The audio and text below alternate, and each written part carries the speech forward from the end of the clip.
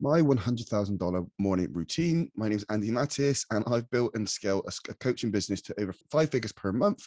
And my morning routine is a huge part of this. So what I'm going to be doing in this video, I'm going to be breaking down exactly what I do each morning. It's a 6-part process. And then I'm going to be basically breaking down each part individually so you can see the individual benefits I get from doing each part of my morning routine. So essentially, a perfect morning will set you up for a much better day ahead. Okay, if you wake up in the morning and you have a bad morning, then there's obviously you've got to try and get things back on track. But if you can start off and have a really, really good morning, then it really just sets you up for better success throughout the day. So this is why I kind of have this morning routine in place. It's kind of like a sort of pre-ritual, pre-training, get my mind ready for the workday ahead, this sort of system that I use in order to get the best results for my day.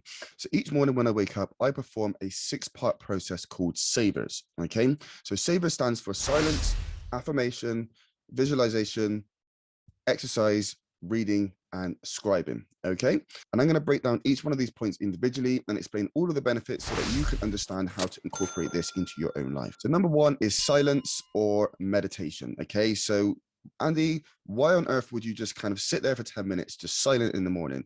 Pretty much just because we're constantly consumed by stuff in this busy world. Okay, you wake up in the morning, you're on your phone, you're watching TV, you're commuting to work, you're working, you're back, you're constantly consumed by something.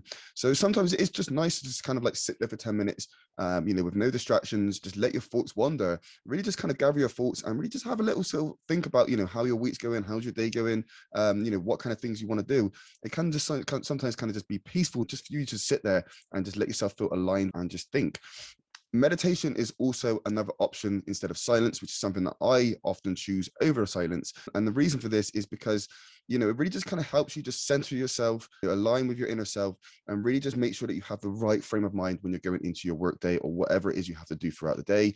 If you get stressed out, and meditation is also another really good method in order to kind of calm yourself back down, recenter yourself, and then go back again. Step number 2 is affirmations. So, Andy, why on earth would I sit there for 10 minutes each morning saying affirmations? Essentially, I'm going to kind of just break this down for you so you can really kind of understand exactly how the human mind works. Okay, so you have let's think of the human brain in 2 parts. Okay, so you have a conscious part of your brain and you have a subconscious part of your brain. Obviously, the conscious part of your brain is what feeds the subconscious information, but your subconscious cannot tell what's real and what's fake. It just takes information as it receives it. Okay, so if I tell you, don't think of a purple elephant, you're probably going to be thinking of a purple elephant right now. Now, if I sit here and tell you, think of a purple elephant, you're probably also going to be thinking of a purple elephant right now. Okay, so this is proof that your subconscious part of your brain will take information as it sees it. So if you are constantly telling yourself, okay, I'm no good with technology, I'm no good with this, or I can't do this, when you go to do something, your subconscious is literally what controls what you can and can't do. Okay, and you can't control that, but you can influence it through the use of affirmations. Okay, so if I'm constantly telling myself that I can't do something, quite often when I would go to do that thing, it probably won't work because I've constantly affirmed to myself that I can't do it. Now, if in the morning I pull up this sheet and I spend 10 minutes doing positive affirmations, this is essentially a process of brainwashing yourself for success. Okay, it's about kind of, changing those belief systems that may have held you back in your life, and then basically reprogramming your brain with new affirmations, new belief systems that are going to take you towards your goal. So this stuff is extremely powerful when you see it working, guys. I highly recommend, taking 10 minutes in the morning and, performing some positive affirmations. Step number 3 is visualization. And this really just kind of tie in with the affirmations that we just spoke about. I spend 10 minutes, visualizing kind of, certain things. And I'll just kind of explain exactly what I have. I have something called a vision board. Okay. And each morning I basically pull this up. It's about 5 A4 pieces of paper long. And, it has every goal, everything that I want to achieve in my life is on this piece of paper. Okay, whether it's a new house, whether it's something in my personal life, whether it's a business award, whether it's something else, everything is on there in pen, black and white, pen and paper, with a little vision board. And I have pictures of houses that I want, of cars that I want, of places that I want to travel to. I have everything down here on this vision board. So I look at this each morning and I can see exactly what I'm working towards, right? And then I also sit there and I just basically visualize myself basically performing the actions that are going to essentially take me to my goal, right?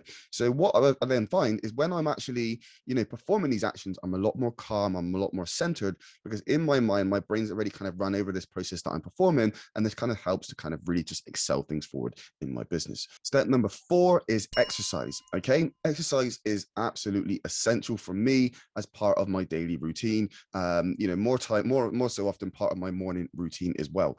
So exercise, don't quote me on this, but I do know that it does release some sort of chemical in your brain when you exercise, whether it's endorphins, serotonin. I can't remember exactly which one it is. Somebody might want to comment down in the comment section below and let me know which one that is. But essentially, when you exercise, it does release a chemical which makes you feel good in your body. So what I kind of find is, like, mornings when I don't exercise, my day just typically isn't as good. But on days where I do exercise in the morning, I really have like a lot more energy throughout the day, and it just sets me up for a much better day. Now, I go to the gym 4 to 5 days a week, okay? But going to the gym first thing in the morning probably isn't always necessarily going to be an option for you. You may have certain things that you need to do, so you may have kind of do that later on in the day. So if I don't go to the gym first thing in the morning, what I do is I will sit for about 10 minutes and I would do like a little exercise. It could be 10 minutes of jumping jacks. It could be 10 minutes of skipping. It could be 10 minutes of just something that's going to get the blood pumping through my body, get the blood flowing, and really just kind of, as you can imagine, if you're waking up in the morning, let's say, for example, that you're not a morning person, you wake up in the morning and you're feeling really, really tired and you're just struggling to wake up. If you go and do 10 minutes of jumping jacks, you're not going to feel tired after that. Okay, you're going to feel fully awake and ready to just kill the day ahead. Once you kind of, gone and showered and sort of sorted yourself out, afterwards, you're going to get those benefits from those chemicals being released in your brain, which then, really helps you have a much better morning. Step number 5 is reading. Okay, so personally, I'm not a big reader myself. I'm not massive on like reading books and stuff like that. So what I do is I listen to audiobooks.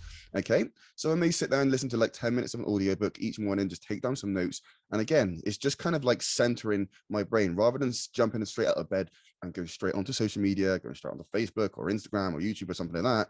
I get my brain ready for work by reading.